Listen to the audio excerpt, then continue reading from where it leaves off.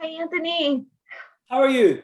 I'm good. How are you doing? I'm fantastic, and thank you so much for having me. Oh, thank you so much for doing this. I'm so excited about this right now. I have your book here, Atlantis, Ireland.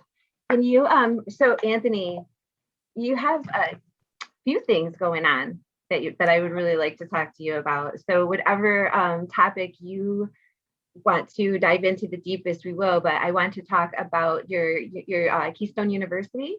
I would like Mhm. to talk about the awesome geometry that you shared with me. And Okay. I would really like to dive into some of the stuff going on in your book. So can Okay. we start by you telling us about yourself and your university? Just give us a little intro to you. Yeah, of course. So, as you can probably tell from my accent, I'm from Ireland, and I wear many hats. I'm an entrepreneur. I'm a scholar, a musician, many different things. Mhm. Um, I retired from day-to-day work 5 years ago. I have a couple of businesses that work without me, and I spend my time now studying, teaching, Nice, researching. nice. And I decided that I wanted to build a university. And for the simple reason that it's very obvious that modern academia has lost its way. It's very, very obvious. It creates specialists who know more and more about less and less. Right. We have people leaving university with a mortgage and no house, with huge student debt. Yeah. I just spoke to a friend of mine recently who's at university, and he told me that on a typical day, he spends 2 hours in lectures, which is incredible. The system's clearly broken, very obviously broken, and um, what I've also discovered is when you study some of the greatest minds that ever lived, without exception, they're all polymaths. That's right. Now, when I first read that word, I didn't even know what it meant. But a polymath is basically someone with a wide scope of knowledge. They study hundreds of different subjects, Mhm. and therefore they can join the dots. Yeah. So I consider myself a polymath. I've studied many hundreds of subjects, and I've dedicated the rest of my life to building a university, and not just any university, the world's best university. Yeah. Our university will be as different to a typical university of today as a wolf is to a dog. It's a completely different animal altogether. It's designed for the future, not the past. And prior to COVID, I was teaching business all over the world. I'm best known as an entrepreneur. I've taught business now in America, in Africa, all over Europe. Wow. But obviously, COVID put pay to that. So I've been Yeah. spending most of my time researching. Nice, nice. So, when you were started doing your research, was it the geometry that took you to Atlantis, or was it the because you do talk about? I mean, I understand polymath because you had yes, absolutely, wholeheartedly agree with everything that you just stated about all of it. So, where where did you find the path? Like, was it through geometry? Was it through where? How did you come to this realization that Ireland is Atlantis? Um, to be honest with you, most people in Ireland just assume it is. It's not that big of a revelation to us. We know how magnificent the ancient Stone Age Irish Mhm. people were. You only have to look at Newgrange and the Boyne Valley to realize that these were pretty intelligent I people. get goosebumps. I'm getting Yeah, goosebumps right now.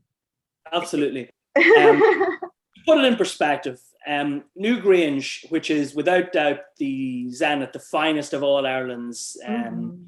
megalithic monuments, that is aligned to the winter solstice. It's the world's oldest scientific instrument, from what I can tell, and it's still working thousands and thousands of years later. In fact, that's something the Egyptians didn't even manage. There's no doubt the Egyptians were the most advanced Stone Age coming into the Bronze and Iron Age people, no doubt. But even with their alignments, they had to reset them every 1460 years, whereas the Stone Age Irish alignments are still working thousands and thousands of years later. To answer your question, how did I stumble across it? It just made sense. Right. Um, I, like a lot of people, have watched the Discovery Channel, the History Channel. I've watched these programs, and to be honest with you, some of the nonsense that's peddled on those channels is ridiculous. You know, somebody finds a stone, it's underwater. Hey, it must be Atlantis. The way I would look at it is very simple. If Atlantis did exist, what was its nature? How would we define it? And this is one of the challenges, because for some people, it's a magical fantasy with crystal towers and UFOs and all this crazy stuff. And then on the other extreme, you have the arrogant academics who forbid the word Atlantis. In fact, you can't even mention the word. It's forbidden archaeology. But if we think about it logically, we're talking about a seafaring Stone Age people. Yes. To me, that's a very black and white definition as what we're looking for. Mm-hmm. And the word Atlantis just means Atlantic. Now, as you may or may not know, quite recently, Irish-style megaliths have been found on the Azores Islands. The Azores Islands are 1,400 kilometers off the coast of Spain in the middle of the Atlantic. That alone proves pretty much everything I'm saying. We've got Irish megaliths, 1,400 kilometers off the coast of Europe, and the only possible way to get there was by boat. Mm-hmm. Now, of course, you could argue perhaps they came from Spain to the Azores and from Spain to Ireland. Yeah, that's possible. But it makes more sense to me that there was a Stone Age megalithic culture, because when you look at a megalithic map of Europe, mm-hmm. which actually I can share with your viewers, if you could enable screen sharing, I'll do that. Please do.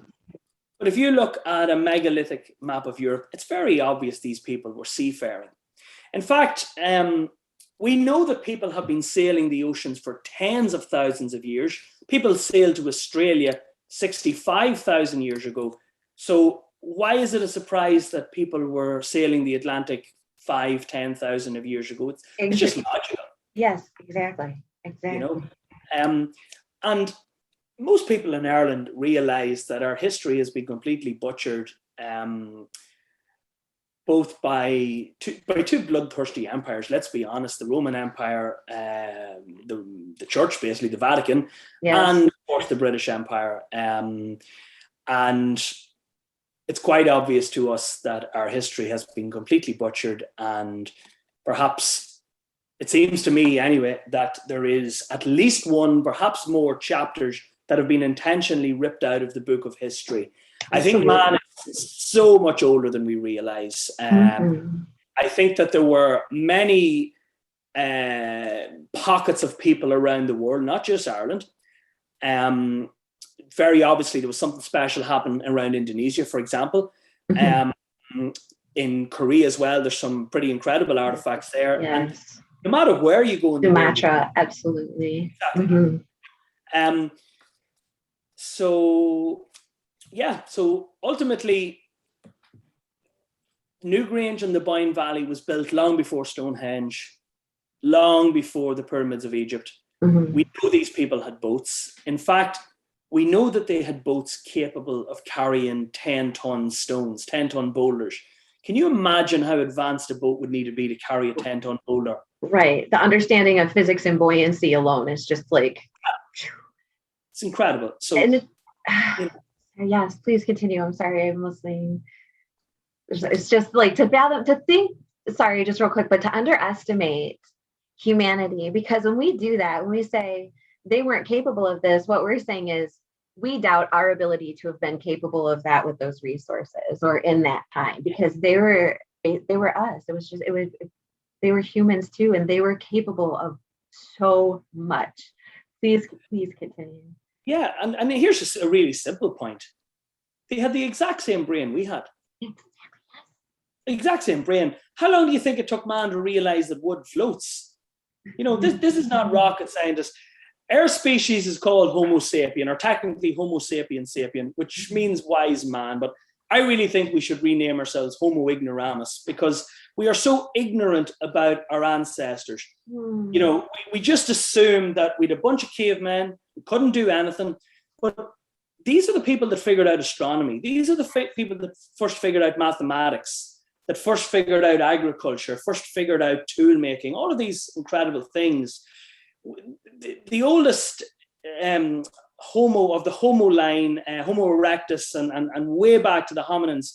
The oldest ever found, 7.7 million years, found in Greece and Bulgaria. Stone tools have been found in Africa that's around, I think it's 3.3 million years old.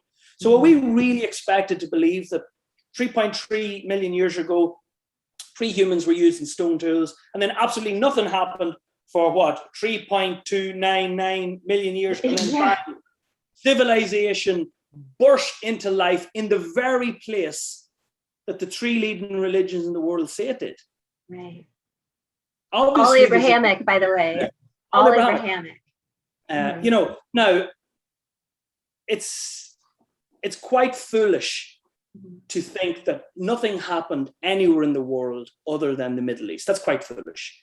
In America, for example, there are now sites going back 20, 30, one I've read 60,000 years. Yes. So man is so much older than we realize. Early man, and when I say man, obviously I mean all of humanity. Man, great. So much, obviously the women were much smarter than men. We all know.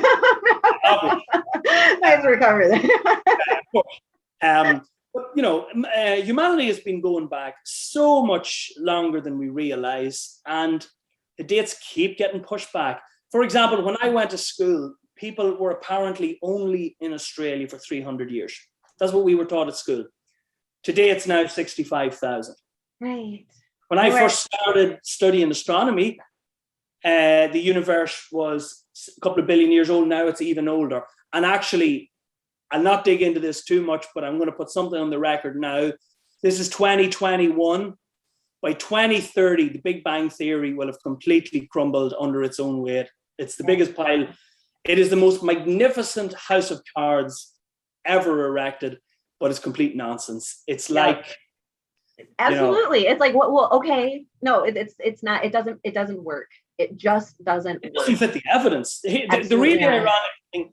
The best way it was ever put to me, and this is probably a little bit naughty, but I'll say it anyway. And if this offends you, please get over it. It's a dog shit theory. It's like a dog shit covered in chocolate with 37 pieces of candy. Why 37? Because they've made 37 different additions and adjustments to the Big Bang Theory just to make it fit all the evidence that's disputed. Right. Now, you talk about a creation myth. Apparently, there was nothing, and then all laws of nature were broken, perhaps because they didn't exist yet, and the universe is expanding faster than the speed of light, so we can't prove any of this stuff. And it's 94, 95, 96% full of dark energy and dark matter, which no one's ever seen, no one ever heard of, but you must believe it. It's nonsense. By the way, there are Methuselah stars that have been found that are older than the Big Bang. And these are third generation stars, which means the elements in them had to go through supernova on two separate occasions to form it. So I think we'll find in certainly the next generation, that the universe is at least trillions of years old, if not eternal. Right. The telescope that's going up later this year, the Webb telescope, I can put it on the record now, it will find structures in space. It will find, what are they called again? Self-organized systems, in space where there shouldn't be them. And I think the thing will come falling down soon enough. Now, why do I bring that up? Because so much of academia is built on dogma. There is as much dogma in academia today as there is in religion. Absolutely. If not more, because they can capitalize on all forms of God if they want to by logic, right? We supersede all of your beliefs, feelings, thoughts, and personal observations, I guess it might be, if they don't fit into our scientific method and agenda. It doesn't fit the model. Thank you. And then constant surprises. When people are saying, hey, look at this. And so I have a hard time sometimes, because I'm just not built that way. I don't want to argue about things. I want to have a conversation, you know what I mean? And there's a lot of, science is kind of bullyish, they bully each other, they bully other people, they put people down. Like, how could you possibly expect to grow, expand, and learn in that type of social atmosphere?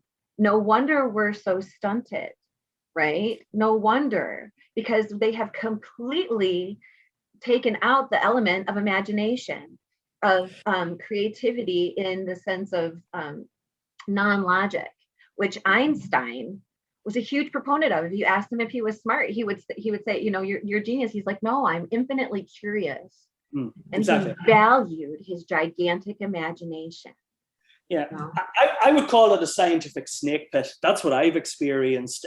You've got a bunch of scientists that, and by the way, most scientists spend 80% of their time trying to get money, trying to raise money for research. What a colossal waste of time. And then what happens is you get celebrity scientists, and that's fine, you know, more luck to them. But quite often they have a disproportionate impact on scientific debate. So if one particular famous scientist comes out and says something, a lot of people subordinate to their opinion. I think Einstein said it best. He said, my lack of respect for authority is what made me an authority. I think that when I look at, I was writing an article recently for a magazine, and they asked me my thoughts on science and religion for that matter. And I put it very simply. I said, religion has lost its mind. Science has lost its soul. Yeah. You know, most religions of the world will not deal with logic. In fact, I'll go another step. Every religion that has ever been has produced a sacred book. And they will say, this is our sacred book. Right. And this contains truth. Yeah. Every science that has ever been says the same thing. This is our sacred book. It contains truth. And yet in both cases, they're constantly having to evolve and change. Those that don't change go extinct. Right. When science realizes that it doesn't have all the answers, and I think when it starts looking into things like the metaphysics, looking into, you know, quantum entanglement, all these sort of things, I think things will change enormously. I'm not saying that science is bad or anything like that. I'm saying that quite often they have such a narrow view of things, they can't see the big picture. And hopefully that will change over the years. I would make one other point as well. It seems crazy to me that we create so many specialist scientists who don't know for example, history.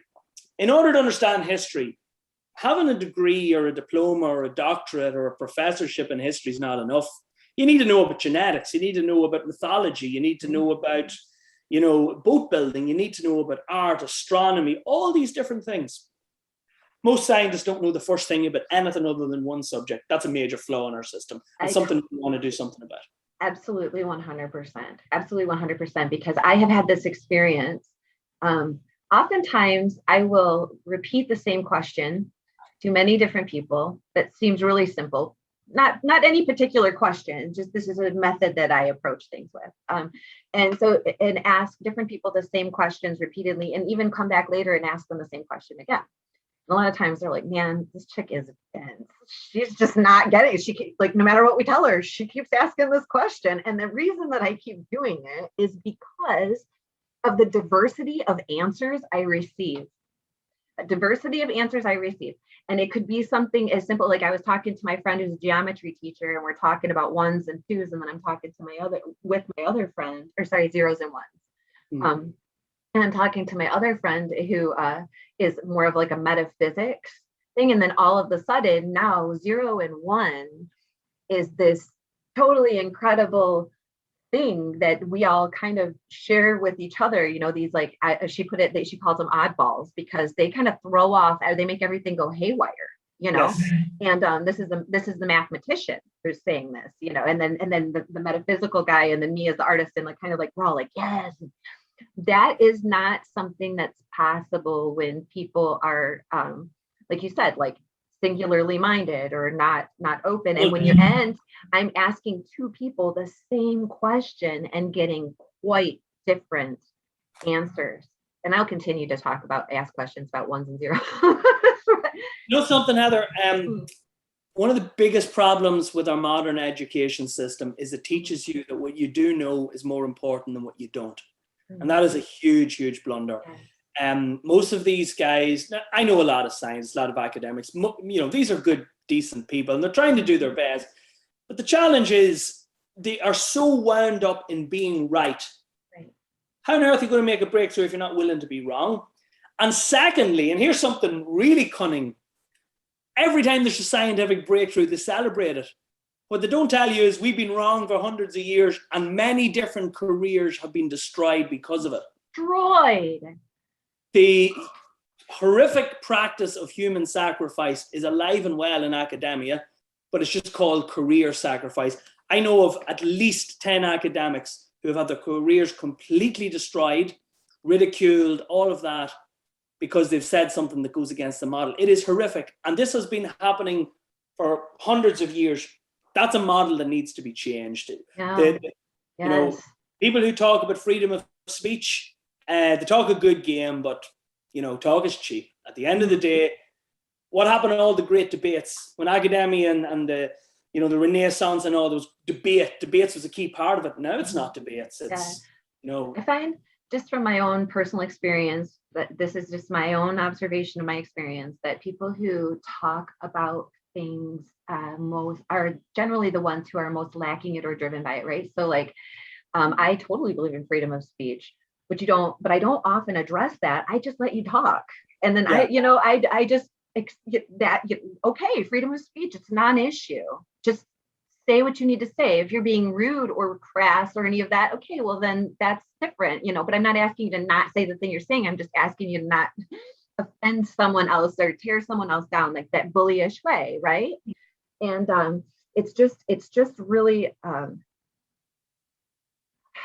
gosh, my brain just went like 1,000 places right now, because it's certain approaches to things that shut people down. Like it shuts the psychology down immediately. So then the information is no longer able to be received. There's someone that I used to follow, and I was really into I'm still, it's like everything that I'm into, except one of the words in the slogan is fear. Now, even if, no matter what, because you threw that word in there, that's the emotion that it's going to tap on. And so people are going to rally around that and be like, I'm not afraid, I'm not scared, I got all this. And it's like, well, but you are, or that word wouldn't trigger you into doing this, right?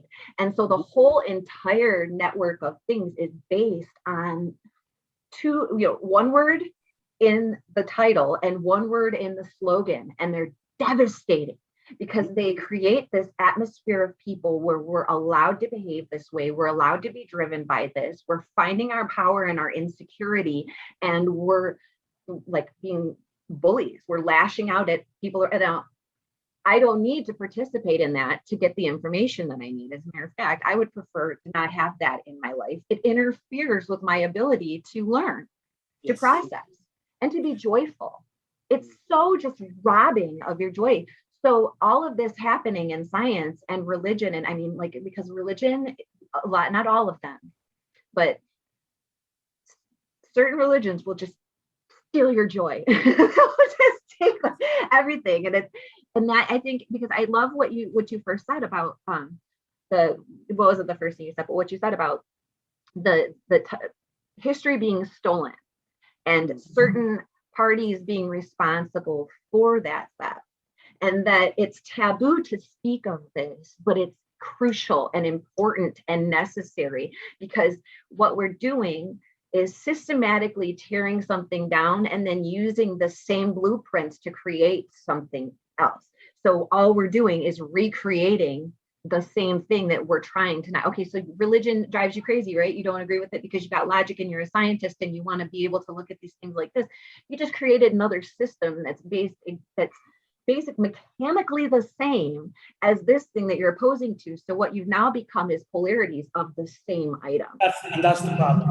Show me someone that can see the two sides of the coin and I'll show you genius. It's the ability to have balance. Is there great wisdom in some of the religious texts? Absolutely. Is there complete nonsense in some of them? Absolutely. Is there great wisdom in scientific books? Absolutely. Is there some nonsense in there? Of course there is. And this is the thing. Our job is to read a wide area, is to research, but above all else, It's to do our own thinking. And there's not a word I will say here today I would ask anyone to believe. In fact, the worst thing you can do is believe it. Think for yourself. But coming back to what you said earlier, imagine if what I'm saying is accurate, or it's mostly accurate, that there was a seafaring people back way before the pyramids were built, way before all of that. Imagine the possibilities. In fact, every history book we have will need to be reviewed. And these are the sort of paradigm shifts that come along every so often. That doesn't necessarily mean my work's accurate. I could be wrong. It's quite possible. But what I can say is this: with the discovery of megaliths in the Azores, that changes everything. Yes. Because now we've got irrefutable evidence that Stone Age man could sail over 1,000 miles into the Atlantic, into an ocean where the currents are pretty rocky. That's quite an incredible discovery. And it's a very deep ocean, especially like in that section. So they're transferred, because there's also so it could, if at one point Europe was one landmass, right? And then the ice age melted and water came, and that's what Europe is today. So the same thing happened in North America, right? Because I live in Michigan, so I'm surrounded by the glacial melt, right? And there's tons of weird stuff in the water. And we're Ontario, so I'm a Michigander, so I'm going to do it. So here's Michigan. Here's Ontario down here. And then we have a upper peninsula. So it's 1, 2, 3 peninsulas, and they're surrounded by all this water. Well, in all of these sections where the peninsulas connect under the water, they found stone circles, they've found ancient paths, they find megaliths and monuments and things like this, and petroglyphs of mammoths. Like they found petroglyph of mammoth underneath the water. They won't tell you where it is, but David Hatcher Childress went there, and I've got a friend of mine, I'm trying to talk him so much into he's a diving instructor. I'm like, come on, don't you want to go? Let's go dive into the lake. We'll find it. I know I can find it if you just give me enough time. If you dive, I'll find it, But they're there, and it's the same kind of thing. So all of that water came down. If at some point those islands were connected to Spain or to the tail end of Ireland or a large landmass, and the water came down and sunk them, then that is, so that's further proof that how old they are, of the age that they could have been there. And if they were there and carried by water, that's also proving something else. So this is why it's super important to really look at these things and be open, like whether we're right or wrong about whatever, whether you're right about this or I'm wrong or right about this, or we're both wrong about whatever, it doesn't matter. What matters, it does matter, but what matters the most is that we're able to look at things, keep our mind open, explore these possibilities, because in doing that, look how much you have found. That's it. And a simple thing, right? Megaliths have been found underwater in North America. They've been found underwater in Israel. They've been found underwater off the coast of Ireland. Now, only a complete idiot would argue that these were built after that was an underwater area. Of course, they were built before the sea levels rose, and before that. Of course they were. So I'll put it on the record now that all my research indicates that the Megalithic Mother Culture, as I call them, goes back, I'm going to say at least 100,000 years, at least. Possibly a lot longer. Now, that might seem insane to some people listening to that, and that's fine. I would just make a couple of points. Recently, 32,000-year-old porridge oats have been found in Italy. These people were eating porridge 32,000 years ago. And there are caves in Spain with drawings of the moon, the lunar cycle, again, going back 30-something thousand years ago. There's a mine in Switzerland of 45,000, I believe it is, years.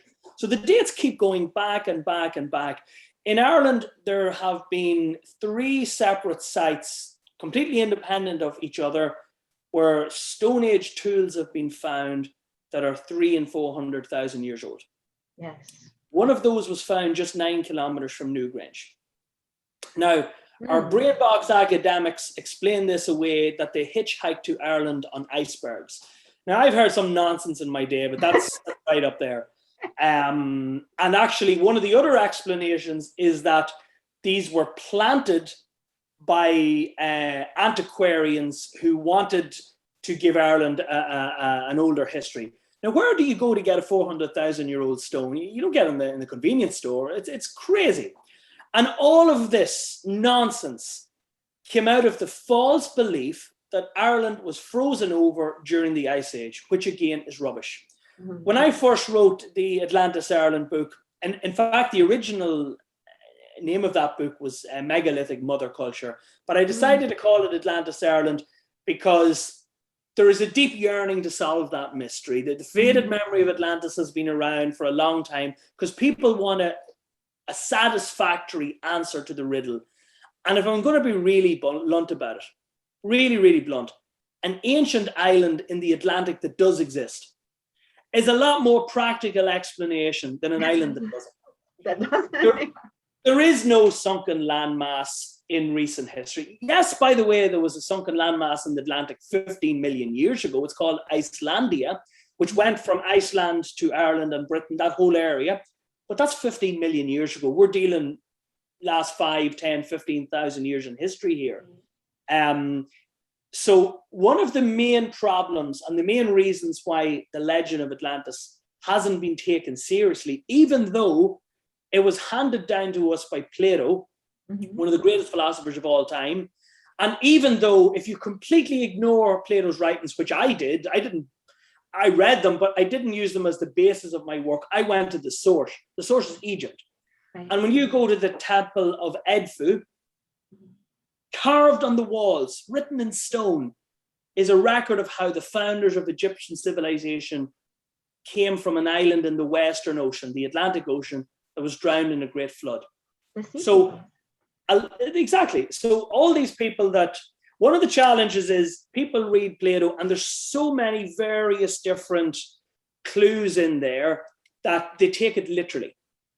Whereas if you just deal with the basics, people with boats in the Atlantic during the Stone Age, just keep it really simple, the whole thing unravels, you know? Right. Now, if a sunken landmass in the Atlantic is ever found, despite thousands of world-class geologists and sonar and ocean mapping and all that stuff haven't missed it, I'll be the first to say, hey, got this one wrong. But I've done the work on this. A huge amount of research is into this. And incredible work on this. Yeah. Yes, incredible work. I do want to just highlight a few things about this because I marked some spaces, but and I will edit in a little picture of it so people can actually see it well. But the dimensions of the measurements of Ireland and that it fits within the specified within 1%. So much. Oh my goodness. Okay. And then also, like you were saying before, the trade winds, I just wanted to and about the Native Americans, right? So can I read? I love your writing. You're a wonderful storyteller. You really are. Okay.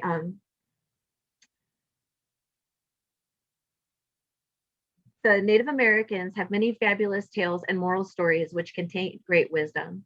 The indigenous Ojibwa people of northeastern America have told of the King of the Birds story for generations. The tale describes how all the birds were arguing over which one was the king of the birds, and it was decided that whichever bird could fly the highest was indeed the king.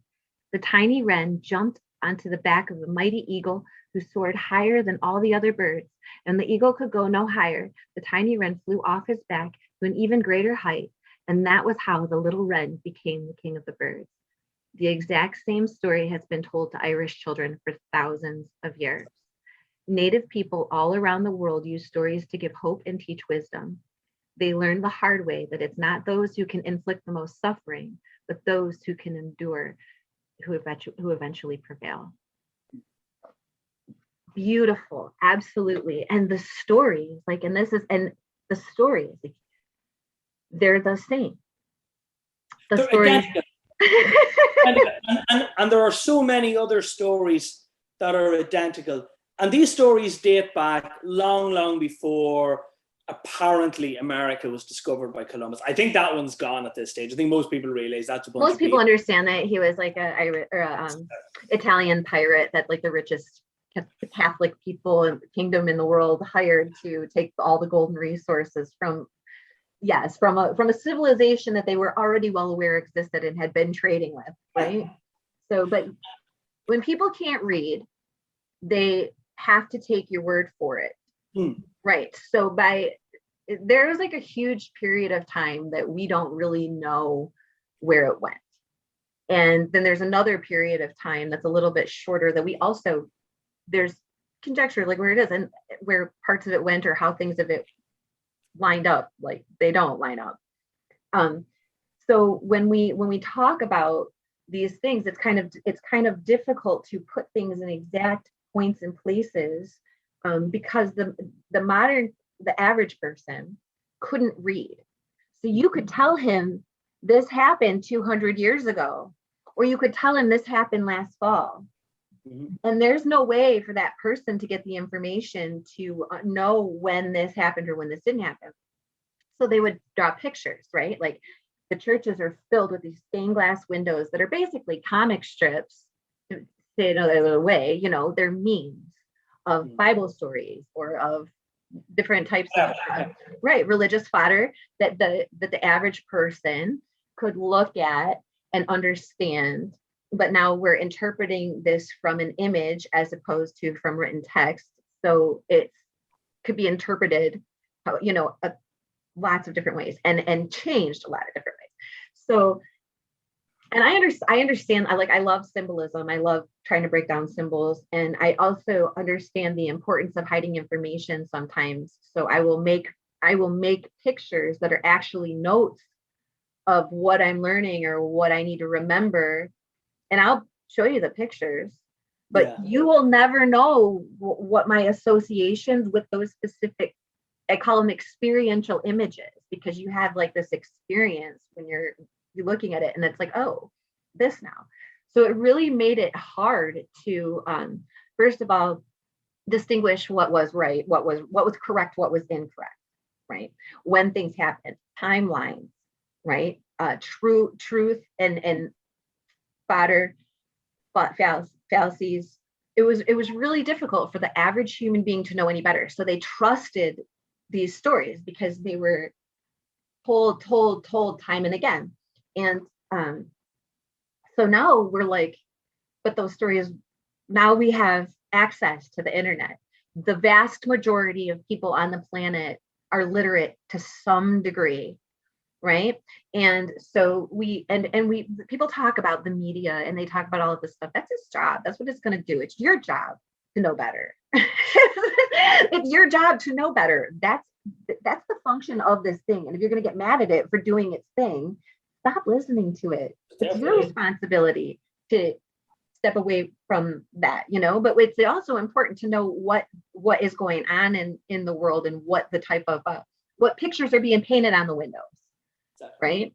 So now we're starting to be able to connect, and like you discovered all of this amazing stuff and sharing it with me. And then now we can share it with all of these people who get to watch this video, and they can go do their research. They can buy your book. They can look into it themselves. What an amazing gift. And I feel like we're kind of, like you said, with the whole system of science, and we're wasting an incredible and unique resource that humanity has never had. And we could use it to do these things and get upset and do all this, or we could use it to share things. And the interesting thing is the speed of change and the speed of sharing of information has never been as fast as it is today. Never. But it will never be as slow as it is today either. Because you have to bog through so much stuff. So the speed of change will never be as slow as it is today. Things will keep accelerating and accelerating and accelerating. I'm making a bet in writing that book, because I'm going to be perfectly honest with you. It's a book I did not want to write. I'm working on a lot of different things. I wrote books on business. I have another book there on technology. I've taught business all over the world. And you don't really want to come out and be known as that crazy guy talking about Atlantis. I know. I made a bet. Now, I'm not a gambling man. I can only remember making a bet once at a racetrack. I don't bet money. I'd rather use it for more constructive things. Right. I don't bet. But I've made a bet with this. I put a lot of work into it, and I've taken a huge risk, and I've said, right, If this is right, this gives us the credibility our new university for Mavericks needs, if this work is right.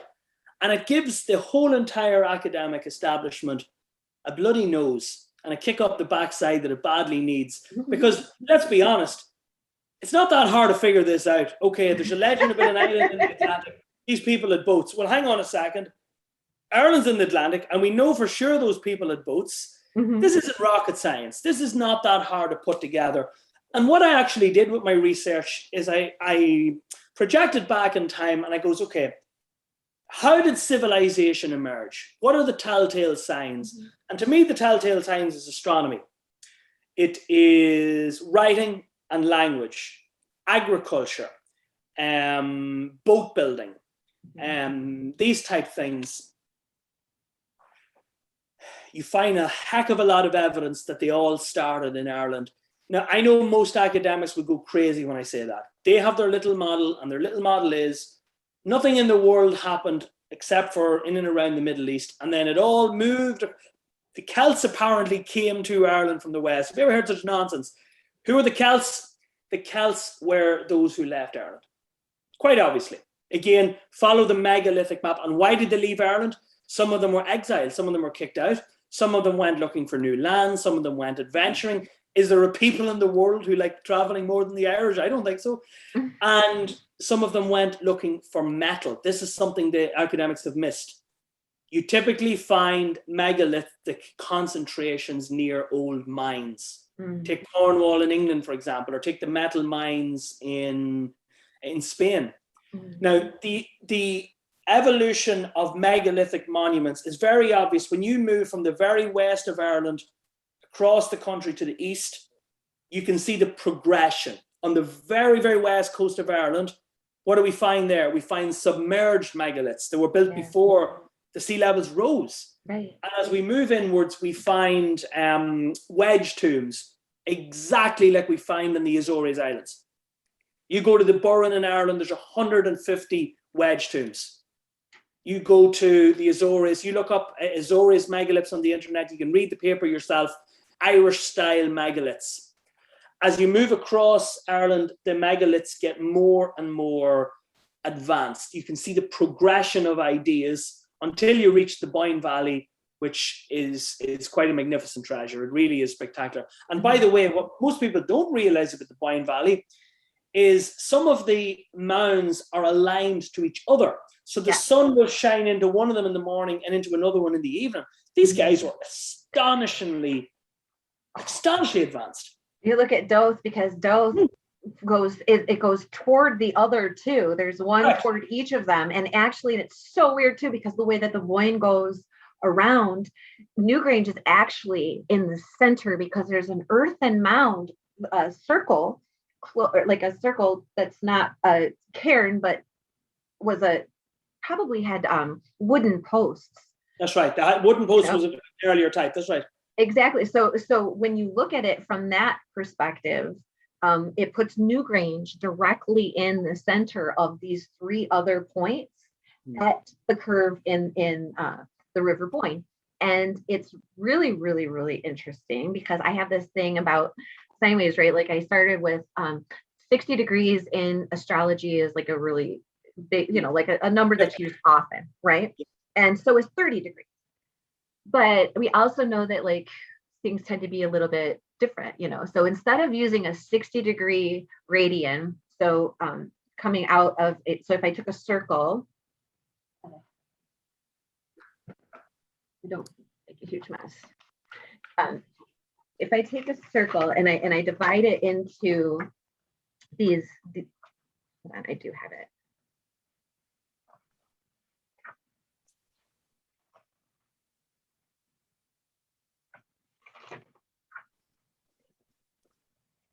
Okay, so this is like kind of just a simple image of what happens at each degree inside of a vortex if it's cut at 90 degrees to the plane. So like this circle is laying like this, and it's like this to the plane, and now we're 90 degrees, and now we're just slowly moving around. And this is just an illustration of what begins to happen inside of that turn. because of the way that it turns, it isn't an exact 60 degrees, right? So we have this 60-degree curve right here on the inside. It's actually 57.3. Okay. And then we also wind up with a circle on the outside of the circle, and that's called, or a triangle on the outside of the circle, and that's called a secant. And it's a 28 degrees instead of 30, right? Because in ancient astrology, we call it an orb of influence, and it can be 2 to 4 degrees on either side, depending on which sign it is, which house it is. But what it means is that there's this like ambiguous space between the two where it's kind of occupying the behaviors of both, right? It's kind of just influencing the thing, even though it's like, say, it's already crossed that line and it's, say, Aries, but it's in the orb of influence of Pisces, so it's going to act that way a little bit. That's what that 0.3, you wind up with like 2.7, or that's what that is. It's that orb of influence. I don't know if I could even, right here. Yeah. There's this exterior one right there. So when we start playing with this and we put it over Newgrange and the Boyne Valley, what I found is those measurements fit over Newgrange and the Boyne Valley. Oh. They're arranged at exactly those marks, which is, I'll put an image of it up for when people are shown, but I want to show you. Okay. Wow. I don't know if you can see it, but I just put them there, and all of these land formations are within that measurement. Now, that measurement is actually a two-dimensional representation of a sine wave frequency. Okay. A sine wave frequency. So when now, like you said, like I could be, I could be wrong about this, but it's really, really weird that they're all within. I use the same sticker as a template, same 2 stickers as a template, and they uniformly fit throughout all of the arrangements of the megaliths, and through the petroglyphs that are carved on the inside and outside of the cairns, and not just in Ireland, but in Spain and all these places too. And by the way, most people don't realize what the stone carvings were for. Most people just assume they're a bunch of squiggles. They were universities, they were schools. Yes. They were carving, the measurements of the heavens, the movement of the sun, the moon, the stars, etc. And this is the time there's no paper. This is the time there was no internet to store ideas. So sacred knowledge was carved in stone. Like, it's no coincidence that every religion's ever been talks about something written in stone. That's not a coincidence. Yes. No. Forgive me, goosebumps. Yeah. Would you mind giving me permission to share the screen? I have something cool I'd like to show your audience. But I want to, but we have to, because I got you. We also at some point have to talk about the own. Okay. Oh, so I'll cover that for you now. I just can't share it here, Heather. If you could just give me permission. You've disabled my. Oh, I see. Okay. You put a handbrake on me. I didn't mean to. I thought you were going to share it earlier. I didn't. I'm more of a Skype person. So if you could kind of tell me how to do that. How do I give you? Let me see. Permission. Enable waiting room, chat, share, allow participants to share screen. Yeah, that's the one. Cool. Awesome. Thank you, Anthony. I'm sorry about that. I didn't realize it was a thing. So, here's one of the very obvious ways to prove a lot of what I've been saying, and it's the origin of language and writing. Okay. Language, the very first languages were very primal sounds, like ooh, ah, these type sounds. Take, for example, Calvert, let me just check his name, Calvert Watkins, I believe his name was. Yeah, here we go. Calvert Watkins was a professor of linguistics. I'm still not seeing your screen though. Oh, I'll share it now. Okay, excuse me. No, it's okay. I haven't shared it yet, but no, you've given me permission. Thank you. Okay. But take, for example, Calvert Watkins, who was a professor of linguistics at Harvard, and he was one of the world's leading experts on the origin of languages.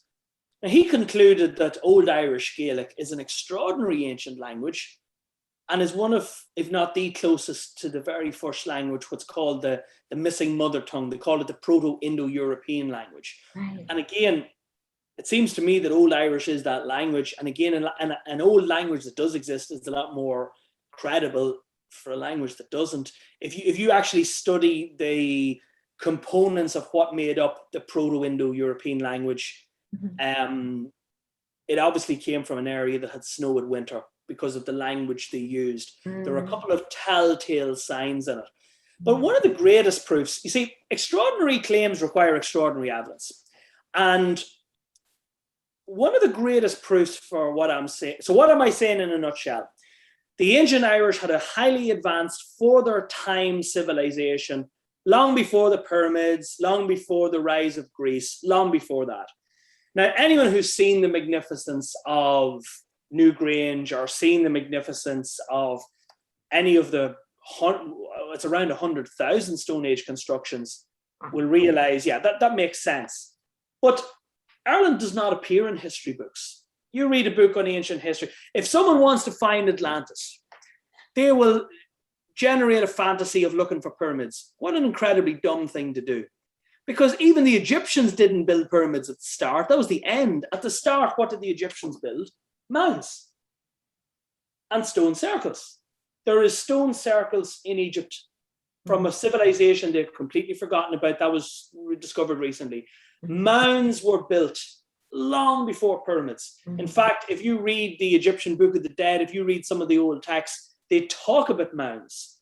So the mound builders were the first civilization, if you like. They built mounds, which is quite an easy origin of civilization if you think about it, because to build a mound, in fact, strictly speaking, it was a cairn first. A cairn is a pile of rocks, and then eventually they cover them like you cover a cake with a coat. They covered it with soil and with earth, and then eventually they became passage tombs and wedge tombs and things like that. But I want to show something to your audience here now, and I think this is amongst the best pieces of evidence I can share, which is the Ogham writing. Yes. Now, this image on the top, the Ogham writing, by the way, had 150 variations. So just think about that for a second. It had 150 variations. This is number 89. So advanced with these guys at 150 different types of alphabet. This is version 89. Okay. And this is a tablet found in Greece that's 7,300 years old. That's very obviously Ogham writing there. Quite obviously. Yeah. Okay. Like, how do you explain that? And the answer, I have put this to many. I spoke just last week to a professor of history. I won't do him the disservice of giving his name, but a professor of history of one of the big universities in the southwest of America. Now, that's as specific as it be. All right. And I asked him, how did he explain that? And he couldn't explain it, but his answer was, you're going against all academic opinion, therefore you must be wrong. And that's not satisfactory. Absolutely not. That's a cop-out, actually. Where does the evidence lead? How do you explain, and I asked him, how do you explain the megaliths on the Azores, Irish-style megaliths on the Azores? And here was his explanation, that the megalithic culture arose in the east, in around the Middle East sort of area, and around there, made their way across Europe, across land to Britain, and then sailed to Ireland.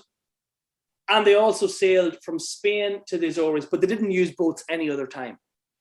And my bullshit meter was just going off. This is just nonsense. Complete, absolute nonsense. It's very, why has the western coast of England, why is the western coast of England covered in megaliths, but not the east? Right. People came from the west. Well, and I also have thoughts about that too, because about how the sun rotates around the earth. Yes.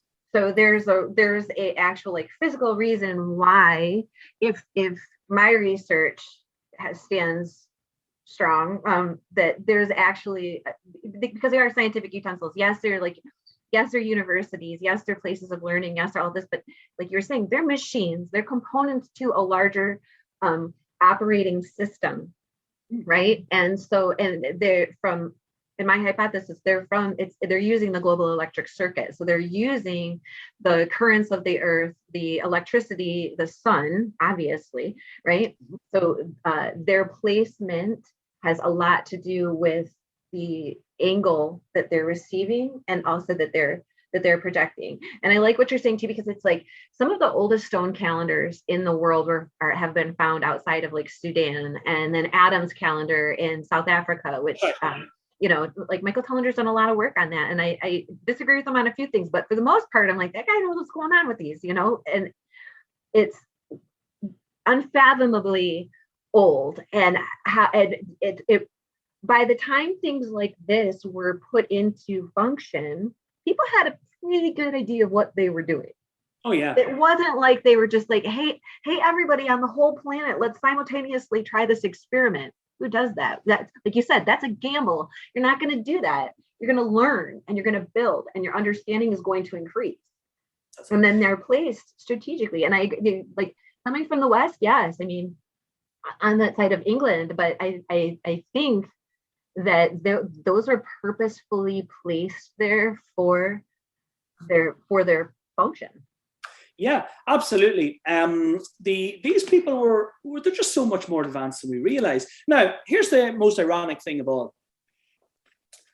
If you read the Egyptian texts, and they'll say, Ramesses built such and such a pyramid, then people say Ramesses built that pyramid. Or if you read the Greek text and it says such and such an emperor built that, that building, that's who built the building. The Irish text is very clear who built the mounds, who built the stone circles. Very, very clear. Yeah, it's rubbish. It's completely discounted altogether. Oh no, it was people from the Middle East and Europe came to Ireland and built these things. Well, why does the records handed down to us from thousands of years ago not say that? They make it very clear that the builders were people called the Tuatha Dé Danann, the Dé Dananns for short. And again, there's so much nonsense written about the Dé Dananns. You have to wonder, do these people actually read the writings, where they're made out to be fairies and gods and all this sort of stuff, but there were nothing of the sort. They're just people. Very obviously people. Yes, the stories were exaggerated. A bit like a football player. Whenever they've quit playing football. Fishing stories, like every fishing story, like a show. Every fishing story is different. So you really have to wonder, is there some sort of agendas? I don't know. It seems to me that there's just a lot of ignorance. Like, take a look at this map, Heather. This is where the megaliths are found. Oh, excuse me.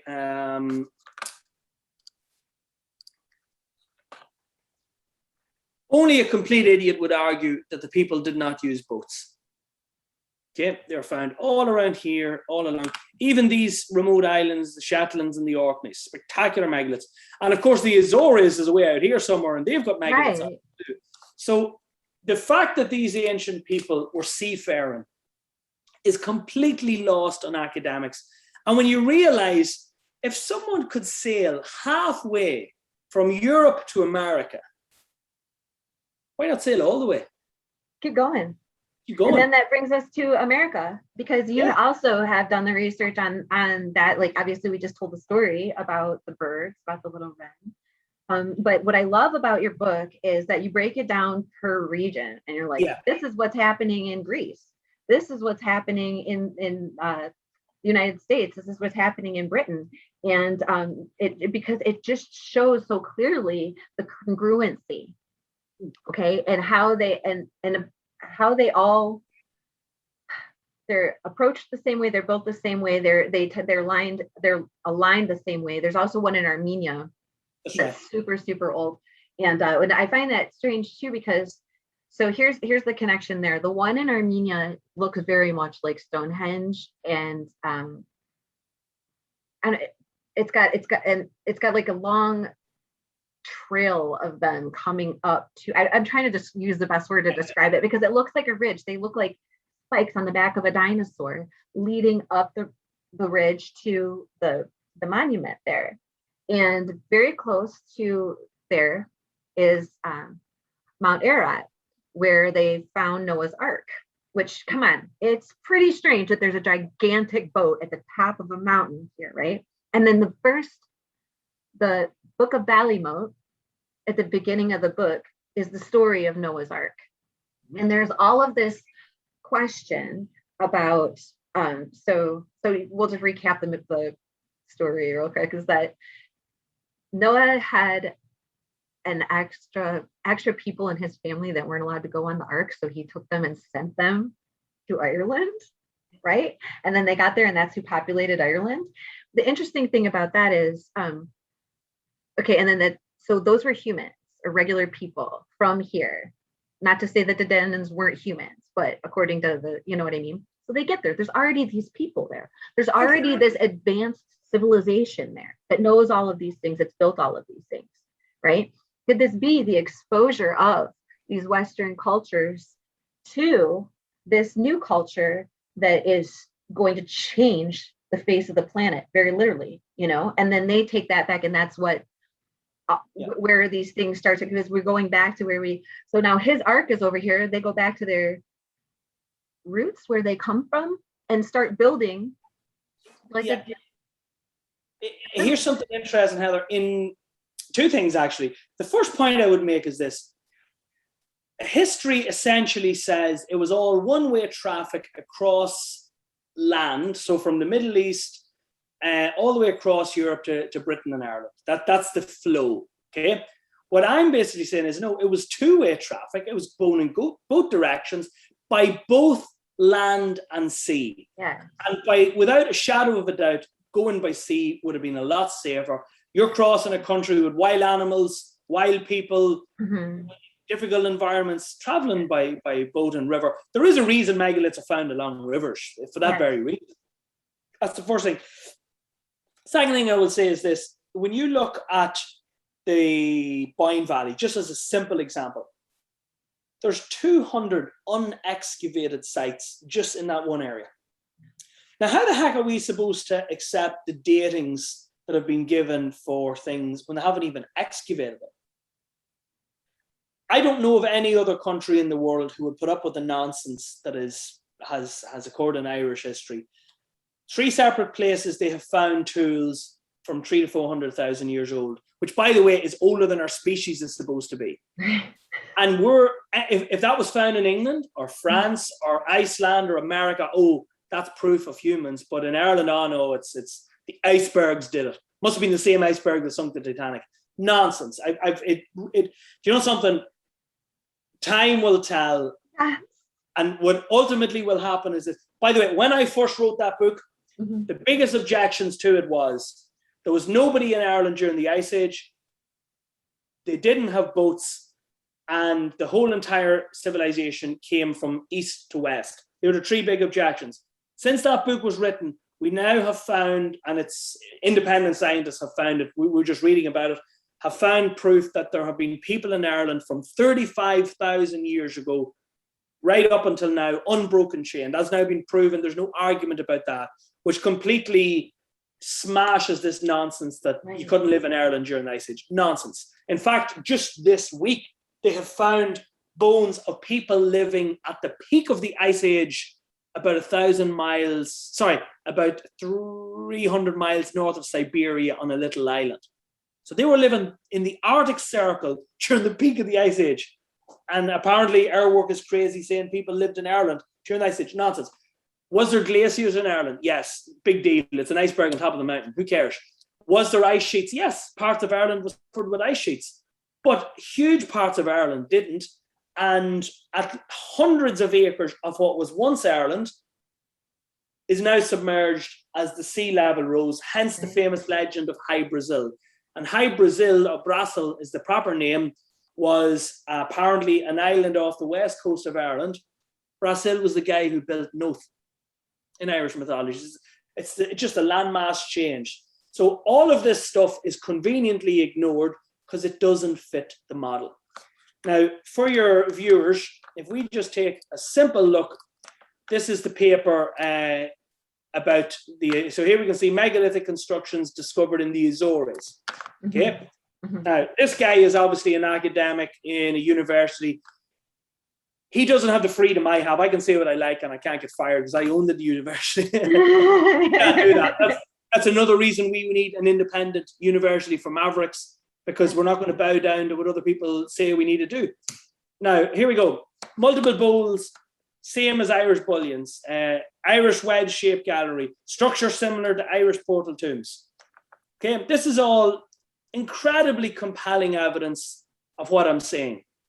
But again, problem is it's forbidden. It doesn't fit. And if it doesn't fit, it doesn't exist. Same with the Big Bang Theory. I spoke to you earlier on. The Perimeter Institute is some of the most smartest minds in the world are in the Perimeter Institute. And their essential goal is to prove the Big Bang is nonsense. Yeah, you don't see them on the Discovery Channel, or you don't see them on those things. Those guys are working on that to prove that this is a pile of crap. Same with ancient history. Man is so much more older than we realize.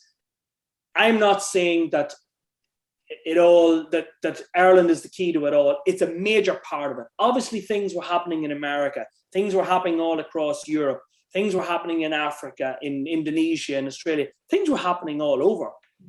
Why have we such ignorance when it comes to these people having boats? It is absurd. We know people sailed to Australia 65,000 years ago. So why are we not? Aborigines are some of the oldest living people still on the planet. The oldest living tradition. Exactly.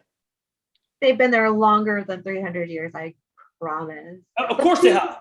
If it's not Western culture, if it's not Abrahamic, if it's not of this specific lineage, it doesn't exist. And I mean, I'm sure in my past lives I was burned quite a few times at the stake, because I feel it like it's an affront to who we are as a species to not look at our true history and where we came from and what we're actually capable of doing and what we're doing here now.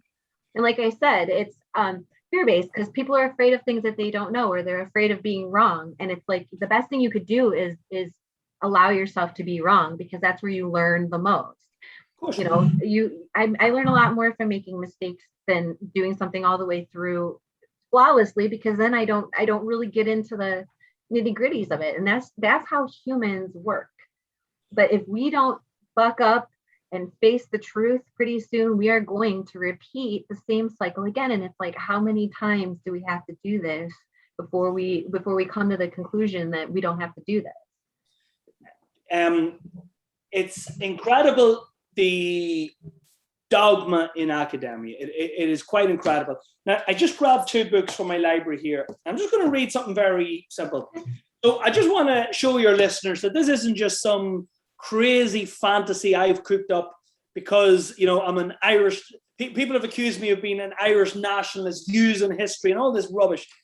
I'm just interested in the truth. That's all I care about. I'm interested in the truth. And I was studying this book here, the Encyclopedia of Architecture. Nice. Now, this is considered by architects an absolute classic. It's a timeless classic, and it's all about the origins. Now, it's quite dense, as you can see. There's a lot in there, and it's got tiny little writing, and it's all about the origin and all that. Okay, so let me just read out a line from this, just to show you the clues have been there all along. So at one time, the alphabets of the entire world, from Britain to Greece to Syria, Arabia, Persia, and India, was the same, that of the Irish Druids. Okay, now this guy is no fool. This guy, if you look him up, Joseph Gwilt, a highly, highly, highly respected academic. I go to this book. This was written by Tom Harper. It was published by Thomas Allen Publications. Again, this isn't a self-published book. This is a highly published book. And I just want to show you what this guy had to say. And I dug into his research and I verified it. Becrate in France had a Druid college with 40,000 students. 40,000 Yeah, students. that's a big city. That's a big number. It offered courses in philosophy, literature, grammar, law, medicine, astrology, architecture, esoteric religions. Arles was another seat of learning founded by the Druids 2,000 years ago. It was sacked by the Christians in 270. There's two large Druid universities, Druid colleges in France. Why do you think it is that the Roman Empire, both the so-called Holy Roman Empire and its son, the Vatican, why is it that they spent, 1700, 18, 1900 years burning books, destroying history, doing all that sort of stuff? It's quite obvious that they wanted to eliminate all competition, basically. Well, I think it's even deeper than that. Because I think that what it is an ancient self-sufficient religion and belief structure that incorporates the physical attributes of the planet and the cosmos into humans' daily lives, right? And it's the truth about how nature works. It's the truth about how we work. What it also is self-empowering, and it's free. Because if you can use, in my theory, they're electrical power centers, they're radio stations for communication, where they're plasma generators for technology to melt stones to make more structures or whatever metallic things that they need to do. But mostly it's all via the sun. It's like the energy is all here, and it is just collected into these places. And that is horribly detrimental to our economy, to our belief system, to the way that we function. And I also have some reservations about it in and of itself, in that what it seems is that the ancient Irish understood this to such a degree that they could pull it off flawlessly. Like you said, those structures are still accurate, even though they haven't moved. Other cultures, so when the Danans left and they came out as the sea people into greater Europe, into the Mediterranean, and they started teaching the Greeks and the Egyptians about physics, about geometry, about how things work. They were teaching them the ancient Druidic knowledge and wisdom. They tried to replicate this in other places all around the world, and they were successful in doing so to a certain degree, to a certain amount of time. But because of the way that the exterior cosmos work, right? We're the Earth, and we're in a solar system, and the solar system's in a galaxy, and the galaxy's in a neighborhood, and blah, blah, blah, blah, blah, goes on and on and on and on. Each of these factors affects the smaller factors inside. So we're a stable environment, but then we hit a point on the galactic arm that's, it's like a ballerina skirt. So we go in the dust and out of the dust, and in the dust and out of the dust. And that takes a very long time to do that. And we're moving in circles like this. The ancient Druids understood to such a degree how this mechanic functioned that they were able to build these things without recoil. Now, other cultures tried to build these things as well. And their use of the natural currents and the natural powers, energies, the reciprocation, like alternating current in the way that humans handle alternating current and the way that the universe and nature handles alternating current, are quite different critters. So if you're recirculating this same thing, you're going to wind up with a buildup. And if we're a piezoelectric sphere, right, where we're doing this, you get too much energy in one spot, and you're going to create like a rubber band snapping back. Just, that amount of force has been built up in the resistance, and when it's let go, you're getting that full amount of force. The Irish megaliths allow for that without having that recoil dispensation. That differential is not there. It's fine. It works. It takes the natural alternating current and it works with it beautifully. When other systems try to turn it into a recirculating alternating current system, it's terrible. And when you combine that with the natural flow and cycles that the Earth and the solar system go through, it's bad news bears.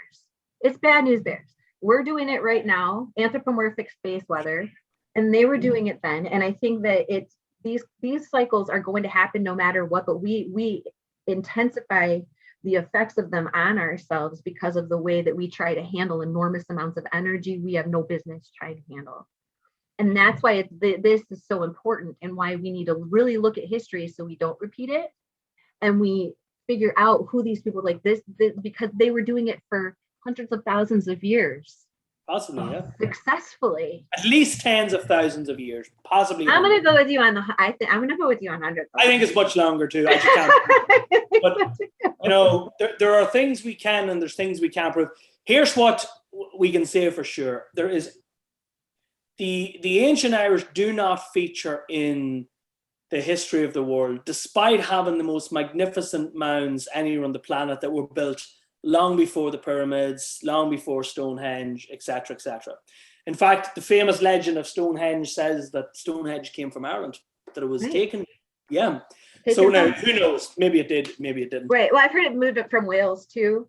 So maybe it could have. Two sets of stones. There's the blue stones and the Saracens. The blue stones were the Preseli Hills in Wales, where they spoke Gaelic, incidentally. And the Saracens, they're not quite sure where they came from. There seems to be a quarry about Westwoods, it's called. It's 20, 30 miles away, which would seem quite logical. My own opinion, for what it's worth, is the Druids built Stonehenge, and the Druids came from Ireland. That's my own opinion. It was well known as a Druid stone circle, as was all the stone circles. But in the last 100 years, that was kind of written out. And quite recently, I've read a couple of things that the Druids were only around maybe 500 BC, but these guys were around long. Absolutely not. I mean, come on. And then St. Patrick, right? St. Patrick's got to go chase all the snakes out of Ireland. No more pagans, no more Druids. Nobody can take this, even though they were the ones who trained him, who taught him. And then he came and took all of that knowledge to Glastonbury, right? And then they created this thing. And then there's a huge earthquake. When is there an earthquake in Britain? Not very often, especially not one that's going to topple towers. But in 1245, I think it was. Well, I have to look at the exact year. There was an earthquake because of what they were using Glastonbury Tower and the mound there to do, because it's like all connected. So basically, it's just reinforcing that the church went to Ireland, took all of their knowledge, all of their information, and all of their history. And they said, we are going to take all this, all of your resources, and then we're going to smash all this other stuff down so nobody even knows. We're going to kill all the pagans or threaten them until everybody's a Christian. And then we're going to take the technology and the understanding, and we're going to take it over here. And we're going to call you guys, evil, chase the snakes out of Ireland. I mean, the snakes were the pagans. They would wear the snake bracelets to identify. And that's electricity, the serpents of electricity, of that energy, the neutron, right? And it's all, I mean, this is the Druidry Handbook by John Michael Greer, and he explains how all of those things, how it just explains the understanding, how the Druids knew, and how the alphabet was broken down. And it's just, I think the alphabet's a big key. It's huge. Really do. And by the way, just for your listeners, my thinking on these things is that I'll explore all ideas. So from the orthodox to the crazy to free, I'll explore them all. And then with a good understanding of them all, I'll do my own thinking. Now, here is one that I just want to, nobody seems to question this. Apparently, the first writing was called cuneiform writing. Right. Now, this is what we're expected to believe, okay? I'm just going to show this to your viewers. This is the cuneiform alphabet. Mm-hmm. It's quite obvious to me that was not the first writing. It's very sophisticated. Very, very sophisticated writing. Mm-hmm. Very, very, very obvious. Whereas the Orm writing,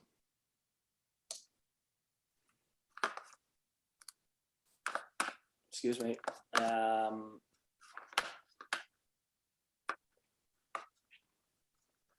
there, you can get 10% off, Anna. Awesome.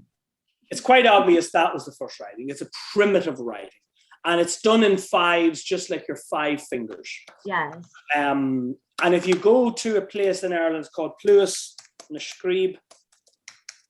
It means cave of the inscriptions.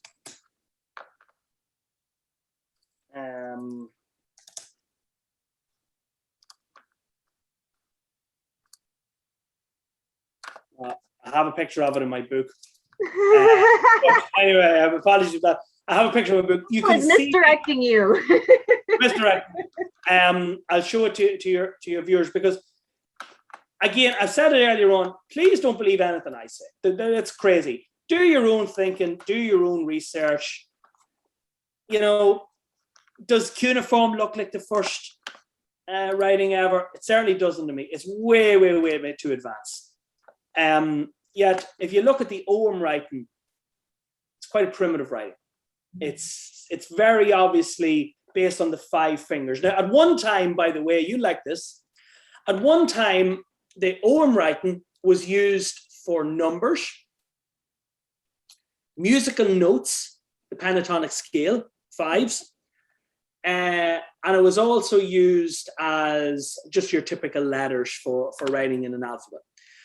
Irish legends and historical records have so many instances of the ancients using Ogham that only a complete idiot would say that it was invented by the Christian monks. But yet, that's what most of our so-called academics say. Absolutely. Sadly, Ireland has a lot of academics, but very few scholars. Here is the cave I was telling you about. Can you see here? Mm-hmm.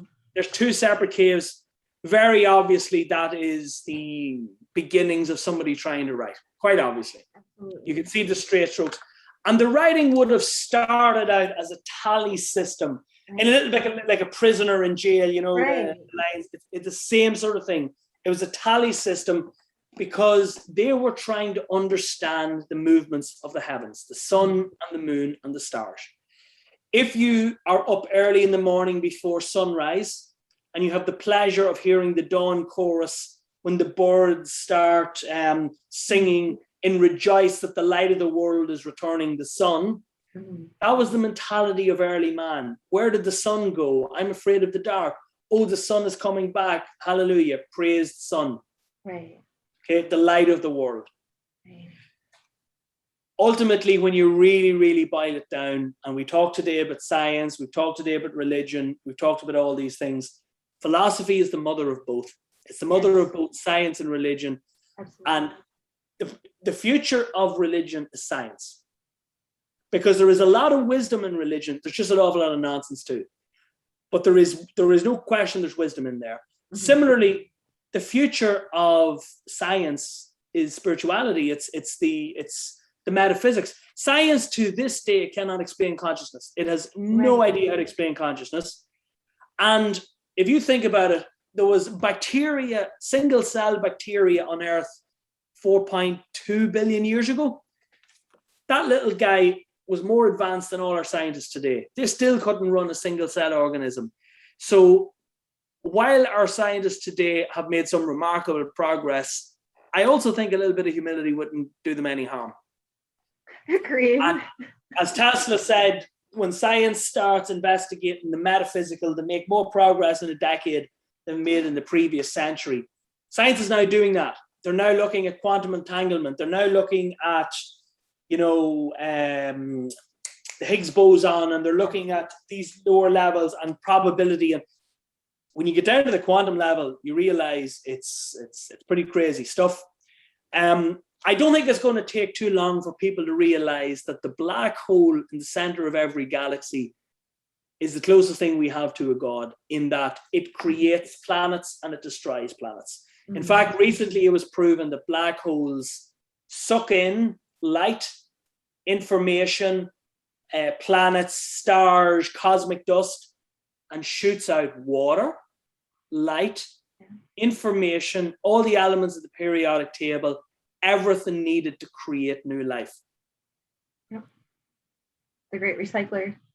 The great recycler. It seems to me it's an eternal, intelligent, evolving universe that's constantly getting smarter. That's the only thing that makes sense. Mm-hmm.